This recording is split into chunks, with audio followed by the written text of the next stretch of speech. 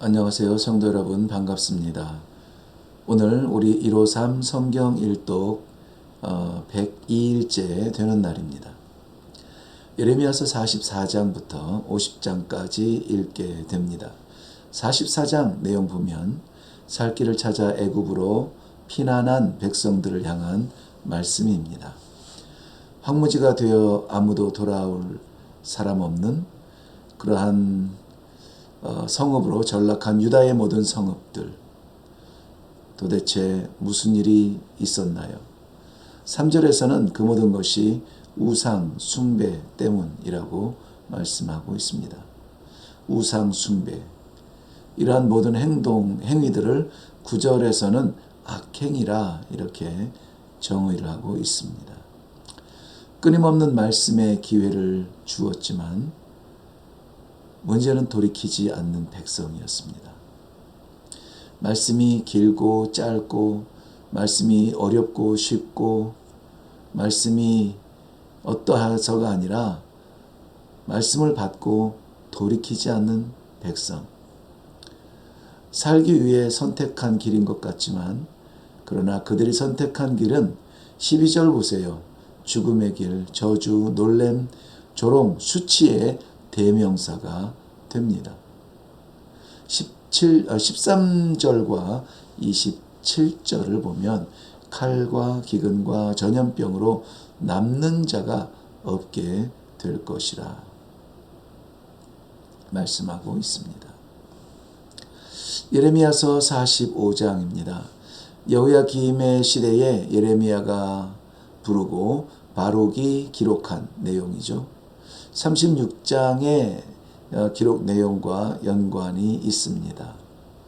3절 보면 여호와께서 나의 고통에 슬픔을 더하셨도다. 그러나 이 슬픔과 고통이 하나님의 목적이 아니라면 이 과정을 견디고 인내하여 더 평안한 위로의 시간과 공간에 평안이 있기를 바랍니다. 그것을 모두 다 바라고 있죠.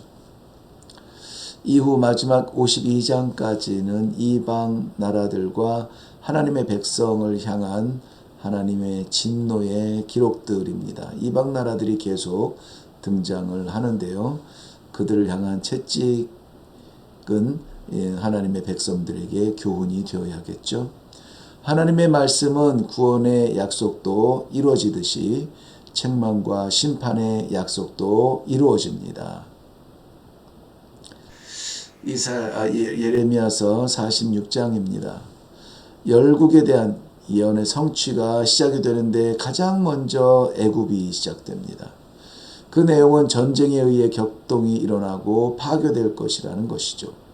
불가항력적인 애굽의 침공이 생동감 있게 묘사가 되고 있습니다. 그럼에도 불구하고 하나님은 그의 백성들을 잊지 아니하십니다. 28절 보세요. 내 종 야곱아, 내가 너와 함께 있나니 두려워하지 말라. 내가 너를 흩었던 나라들은 다 멸할지라도 너는 사라지지 아니하리라. 약자 이스라엘을 포로로 잡아갔던 나라들은 막상 다 멸할지라도 하나님이 끌려갔던 그의 백성은 붙들어 주시겠다는 것이죠. 예레미야서 47장입니다. 쉬지 않는 여호와의 칼은 이제 블레셋을 향하고 있습니다. 결코 무뎌지지 않은 여호와의 심판의 칼입니다. 북쪽에서 일어나 물결치는 몰려오는 이 물은 생수의 물이 아니라 휩쓸어버리는 휘몰아치는 심판의 물결입니다. 바벨론으로부터 재앙이 예언되고 있습니다. 아스글론과 해변을 치기까지 멈추지 아니할 여호와의 칼입니다.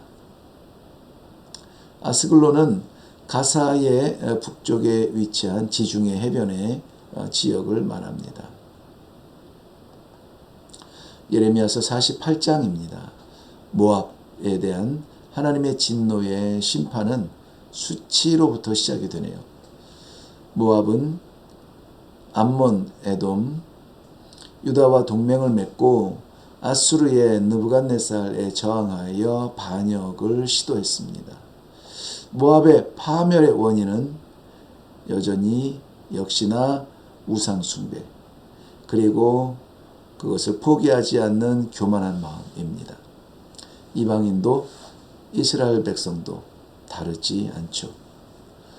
모압의 자만, 오해, 울부짖음, 교만의 종말로 구별이 됩니다. 느부갓네살에게는 유다 정벌의 여분처럼 여겼을 모압, 그저 나머지 일처럼 쳐도 되는 모압. 11절과 12절 보면 비워본 적이 없는 풍성한 그릇과 같다, 이렇게 표현하고 있습니다. 교만과 자만의 상징이기도 하죠. 7절과 13절 말씀에 등장하는 그모스라고 하는 이름이 나오는데요. 모압의 주신을 말하고 있습니다. 예레미야 49장입니다.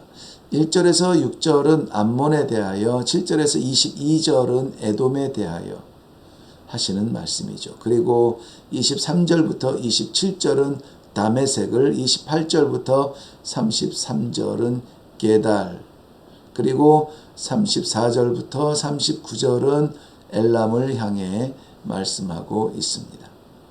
에스겔서 25장에 보면 예루살렘이 어려울 때 아하 좋다 좋다 조롱하며 오히려 가쪽 속의 땅을 차지하며 살았던 암몬, 그 암몬을 치시되 여호와의 살아계심을 나타내는 방편이 될 것이라고 기록하고 있습니다. 에돔은 에서의 후손이죠. 그러나 다른 민족보다 더 이스라엘의 장애가 되어 왔습니다. 하나님은 에돔의 교만을 지적하고 심판 이후의 비참함을 설명하고 계십니다. 다메섹은 아람의 수도입니다. 풍요와 경제의 도시답게 화려함의 대표이지만 하나님의 백성을 괴롭히려는 음모를 자행함으로 완전히 패망합니다. 게달과 하솔의 파멸의 장면을 기록하고 있습니다. 이스라엘의 후손인 게달, 이스마엘의 후손이죠. 이스마엘의 후손인 게달과 하솔 역시 그들의 교만으로 말미암아 무너지게 됩니다. 예레미야서 50장입니다. 바벨론과 갈대아 사람의 땅에 대한 말씀이라고 했습니다. 17절부터 20절 특이하게 바벨론의 심판 사이에 갑자기 이스라엘의 회복을 끼워 넣고 있습니다.